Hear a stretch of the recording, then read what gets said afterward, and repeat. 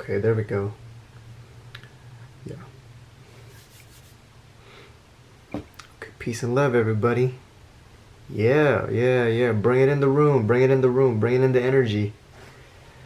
You know, as much as I've been making a lot of these videos for quite a while now, even though lately it hasn't been that consistent because, this video for this topic, we're going to, discuss consistency. So that's what I'm going to be talking about is consistency. And, what I find hard about, like starting the videos off is even now, I kind of noticed that it just, I don't know how to start it. I don't know what to say at first. It's just the whole, and I feel like I've covered this kind of topic or rant with other videos that I've had. Like the other videos that I've made, you'll see it that starting off the video, I often don't know what to say or do or how to like start it off properly. But yet off camera, I can say things or talk about things, or what's running in my mind is really fluid. Like the things that I do want to talk about, if I'm talking about it to myself in my mind, how I'm going to play it out, it works fine. It's kind of weird because like I'll have topics of things I want to discuss, and in my mind or by myself off camera, everything's smooth, everything's going great, everything's just easy. But yet when I turn on the camera, then suddenly it's like really awkward, or it can feel awkward at first. But anyway, we're not going to be talking about that today, about ranting about how to fight off camera shyness. But all I'm saying is, it is kind of funny that when you put a human being in front of a camera and you're recording them, then they get nervous, and all of a sudden they don't, it's like they don't know what to do, right? You're kind of pulling them out of their comfort zone. You're pulling them out of that comfort zone that they were once in. But you will see that often with videos that you watch, is that when you when you put on the camera or the spotlight on somebody, then they just kind of freeze up, or they don't know what's going on. You kind of, like I said, you're pulling them out of that comfort zone. But anyway, we're going to discuss consistency today because, I've been noticing, speaking for myself especially, right, that whenever I have a certain goal or interest or task or hobby or anything in general, and this can go for anybody, right? This is speaking for anybody else out there, especially for those who have trouble with consistency. The thing is, when you have your mind set on a task or a goal or an interest that you want to do, or a hobby or a career, consistency is important because that's what's going to help you reach that goal. Because when you want to do something, sometimes you're not able to do it right away because there's a process to a lot of things, right? Depending on what you're trying to do. If it's a hobby like drawing or coloring, art, you can get on that pretty fast. You can go to a store, you can go to like an art shop or the bookstore or an arts and crafts shop, go to the aisles and pick up what you need, ask around where you can get so and so, where you can get these kind of books, this kind of pencil, these kind of pens, and you can, the times obviously that we're living in now, you can look anything up. So it's like whatever you want to really do with your life, you can just look it up and ask Dr. Google for help. Dr. Google is always there. You can just Google stuff and you'll usually be able to find what you're looking for. So everything is kind of just within reach. But for the most part, a lot of the things that you want to do does have a process that it needs to go through. So sometimes with consistency, your patience, a lot of patience is needed along with what you want to be trying to pursue. Patience and your consistency is important.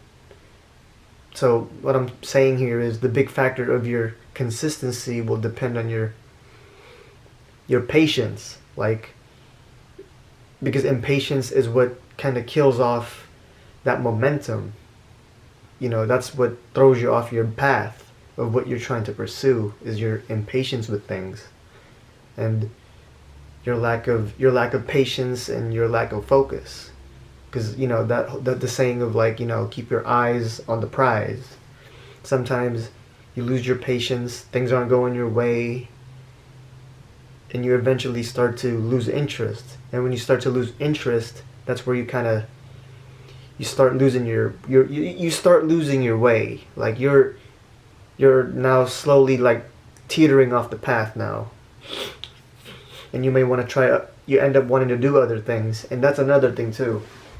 You can find a million things that you love to do or that you want to do as far as your career or hobby or whatever it is, right?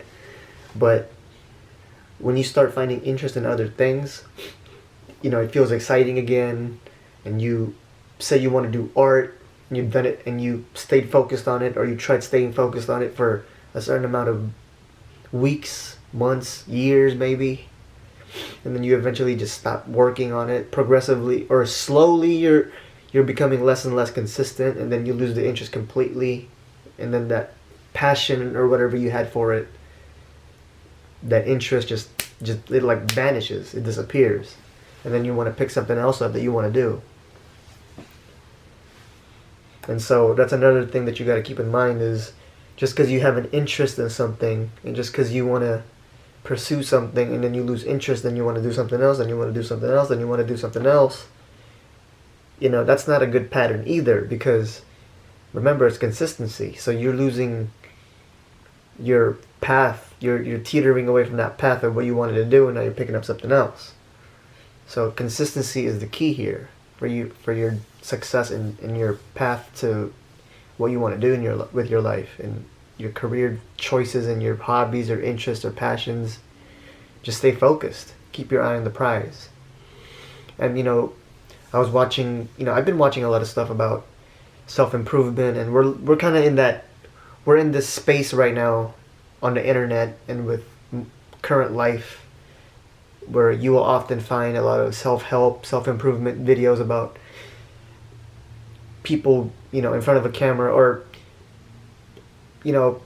teachers and professors and all kinds of people from all walks of life that want to help you with your self-improvement and provide information and knowledge about trying to get people to step their game up with their life and be able to,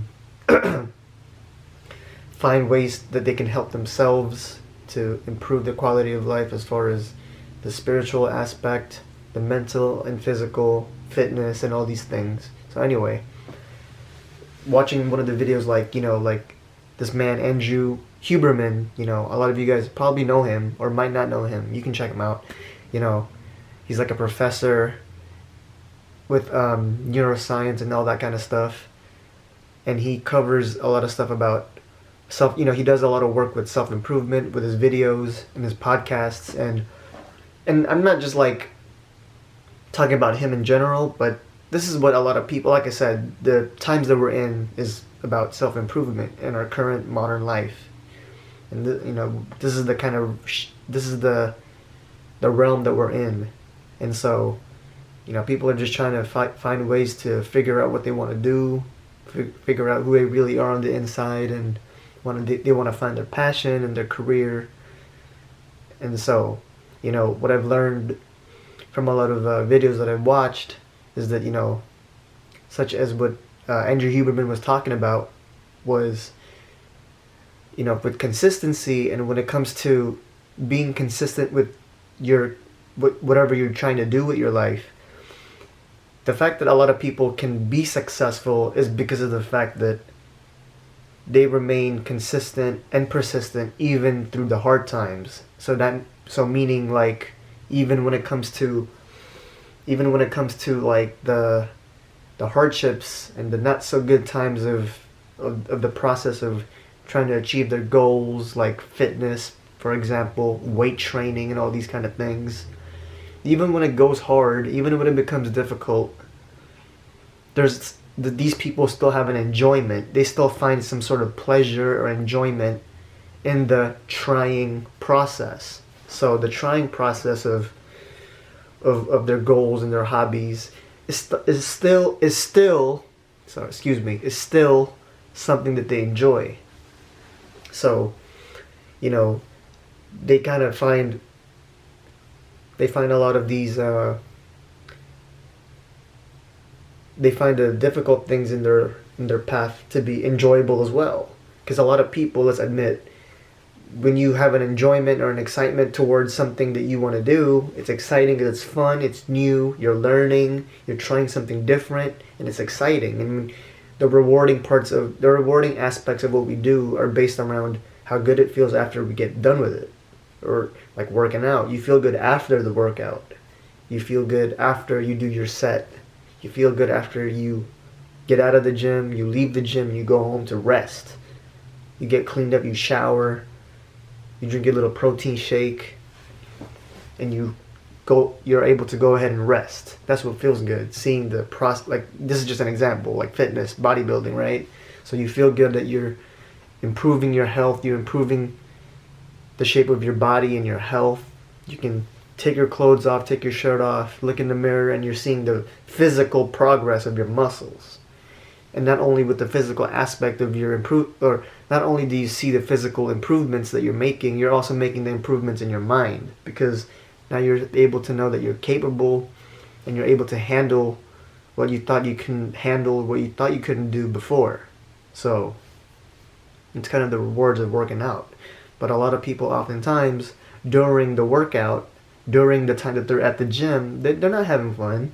When they're working out, lifting the weights, putting in that work, they don't feel good. They just want to get through it. The mentality while they're at the gym is often, I just want to get this done so I can go home. The whole get it over with kind of attitude. Same thing with work. You're 9 to 5. You know, when you love what you do, which is always like at this point, it's like a very cliche saying at this point, right? You gotta do what you love what you do what you love what you do. But, you know, a lot of people obviously don't love what they do. This is just another way to make an income, to make a living, so that they can go ahead and get by with their life. And so, you know, when you're at work, the mentality a lot of people kind of have is, I just want to get this work day through. I want to get it over with. I just want to get through this work day so I can go home and take my ass to rest and repeat it all again the following day. I want to get through it again, go home and just rest. So that means that they're in those 8 or however many hours, 8 to 12 hours that they're working. They're not having a good time. They're just dragging themselves through it. They're just dragging themselves along through all 8 hours, 12 hours, however many hours you work. And they just want to get that shit over with. Get that shit out the way. And as far as a career path, that's where a lot of people can lose that consistency, because it's becoming a drag at this point. Whereas someone who does really do what they love, and someone who really loves what they do, it's not a drag. It's the opposite, actually. They love to be there. They show up earlier than they're supposed to at work. That's someone that you know kind of loves what they do. Yeah, they definitely have a passion for what they do, because say you're supposed to come to work at 3 o'clock, they're there at 2:30. Always, they're there at 2:30. Even if they don't have to be there for another 30 minutes. But they're there anyway. You know, this is someone who's early, someone who obviously doesn't want to be late, and someone who gives a shit about their job. So that's a good outlook. That's a good positive attitude, is because they're there earlier than they're supposed to be. You know, so they're consistent. They will more than likely live a successful life because they already love what they do and they're already doing what they love. It's not a drag. They're not trying to get through those 8 to 12 hours. They're actually trying to be there and enjoy their time there. And that's what makes your life a lot easier, is when you're just enjoying what you do. And so with consistency, I wanted to also cover the fact that, you know, consistency can also, me specifically for this video, I'm also trying to cover the fact that, you know, with consistency, it's not just limited to It's not just limited to your hobbies and your work and your career. This is also going to cover, the emotional aspects of your life and your well-being and your relationships with people, So when you're having your ups and downs with people, if you're dealing with people who have certain mental issues, bipolarity, people who constantly will always have like a fluctuation of their moods, where they're just going like up and down and up and down and up and down and up and down and up and down and up and down. And this is something that's happening every day, right? This is something that you're kind of dealing with every day as far as your relationship with this person, whoever it may be. Coworker, your boss, supervisor, your family, your mom, your dad, your siblings, your friends, your patients, your residents, anybody that you are around, and another human being, The thing is, if you're experiencing ups and downs with whoever you're around and people in your life, that's also an example of inconsistency. You may or may not see it, but it is. Because it's not really healthy, and it's not normal to be constantly fighting with a person that you know one day. The following day you guys are getting along and buddy, and then the next day you're fighting again, like cats and dogs. Excuse me. And the following day you're getting along again. It's the whole up and down aspect of it is not really normal. You need to have consistency. You need to have that balance. You can't be just going up and down and up and down and up and down and up and down all the time with this person or whoever, this person that you have this relationship or friendship or whatever with. It's not normal. It's not healthy for the mind either. Because, sometimes I feel like, a lot of people will often tell you, in the manifesting community, that there is no God, or there is a God, universe, subconscious, whatever you want to call it. They're not testing you, and nobody's testing you, and nothing's testing you, and it's all in your mind. And that is actually true, because oftentimes a lot of this stuff is in your mind. It is. Because you control your reality. You are the creator of your reality. You are the God of your reality, and that's a fact. So get that straight. Yes. You are in complete control of your reality. Whether you want to believe that, whether you want to accept that or not, yes, you are. And so, sometimes I personally feel like when you have a certain consistency with your life, or you're trying to pick up a certain hobby or interest, things do test you. I don't know if it's just reality itself, the matrix itself, or it could just be your subconscious, right?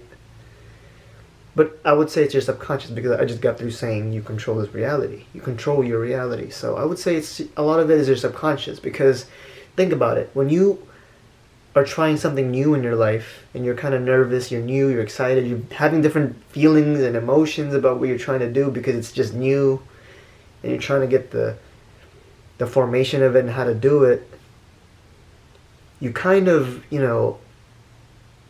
sometimes certain things do test you. I feel like certain challenges just arise. So when you want to have a consistency, again, I'm going to go back to the relationship aspect with other humans. So when you are trying to be more consistent with yourself and your emotions, and then you're starting to kind of see you're starting to see an improvement, right? And you're working with other people, or you're seeing other people that you're with, or whatever, whether it's work or anything, whatever. So, and then you're arguing with them one day, following day you're not, following day you are, following day you're not. It's inconsistent, because it keeps fluctuating. You need to have consistency. I heard a coworker of mine say there's no consistency between this and that, this and that, and this and that. We were talking about something, and this nurse that I work with, because, I work in healthcare, like I said in my other video, as you guys know. This nurse of mine was saying something about how there's no consistency. There's never consistency.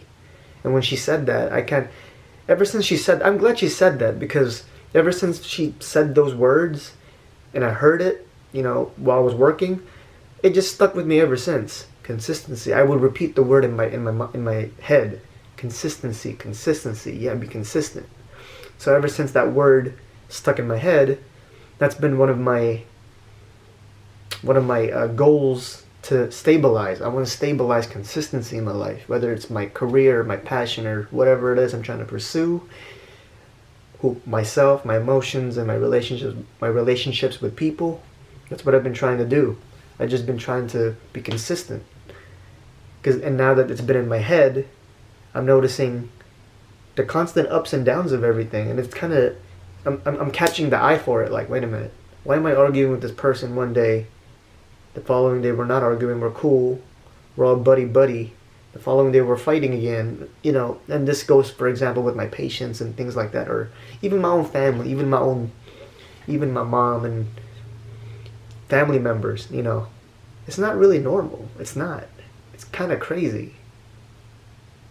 And I understand bipolarity is a mental, maybe chemical imbalance in a human being's body or their mind or their emotions, and it's a serious thing. But I'm just talking about the aspect of the constant fluctuations, the constant ups and downs and ups and downs. That's not really normal. You really have to have your consistency when it comes to your career, your hobbies, your interests, and your relationships with people. And that's all that I wanted to pretty much touch on with this video, is that there's a trying process as far as your pursuit of interest in life. Try to enjoy even the hard parts, the hardships of the career or the interest or hobby. Even the effort or trying process should be enjoyable. Like, there's dopamine, that's what has been said with a lot of these self-help videos. There's dopamine in the trying or effort process. So even the hardships, they enjoy it too. So they enjoy everything. They enjoy the process of it, they enjoy the hardships of it, and then they enjoy the rewards. So therefore, individuals like these are more than likely to succeed in their life because they're just staying focused and consistent, and they're not losing their path, they're not losing their way. They have their focus 100% locked on. They're not teetering from left to right. Oh, I don't like it anymore. Oh, I don't like this anymore. Oh, I'm getting tired. Oh, I tried it for this many months, this many years, this many days, this many weeks. I lost interest. It got too hard. I don't like it. I'm going to find something else. And that's going to become a cycle. Just like the whole thing with relationships. The ups and downs, whether you see it or not, whether the people that are being bipolar around you see it or not, they're in a cycle, you're in a cycle. It's a cycle. It's just your ups and downs is just constantly, it's going to be like that every day until you have the consciousness to see it. Because remember, the consciousness is what puts the light in your life. The consciousness that you have about something in your life, in any aspect of your life, that consciousness is what sheds that light